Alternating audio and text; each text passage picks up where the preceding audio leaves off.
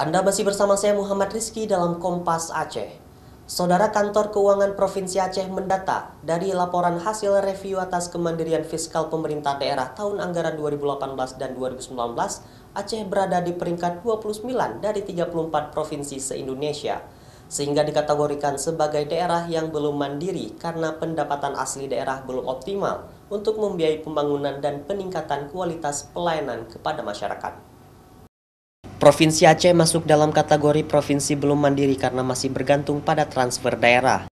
Berdasarkan laporan yang disusun oleh Kantor Keuangan Provinsi Aceh tentang hasil review atas kemandirian fiskal pemerintah daerah tahun anggaran 2018 dan 2019, Aceh berada di peringkat 29 dari 34 provinsi se-Indonesia, sehingga dikategorikan sebagai daerah yang belum mandiri karena pendapatan asli daerah belum optimal untuk membiayai pembangunan dan peningkatan kualitas pelayanan kepada masyarakat.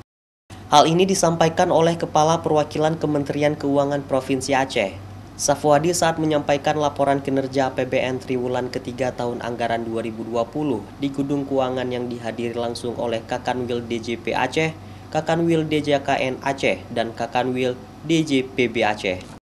Untuk meningkatkan kemandirian tersebut, maka perlu adanya kegiatan produktif yang dapat menghadirkan nilai tambah terhadap produk-produk yang ada di Aceh, karena Aceh makin minim produk olahan. Semua bahan baku dikirim tanpa adanya pengolahan yang dapat memberikan nilai tambah penjualan.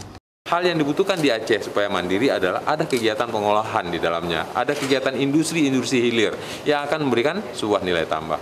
Salah satu upaya peningkatan pendapatan asli daerah yaitu dengan cara memperbanyak kegiatan di sektor produktif dan mengurangi kegiatan administrasi birokrasi.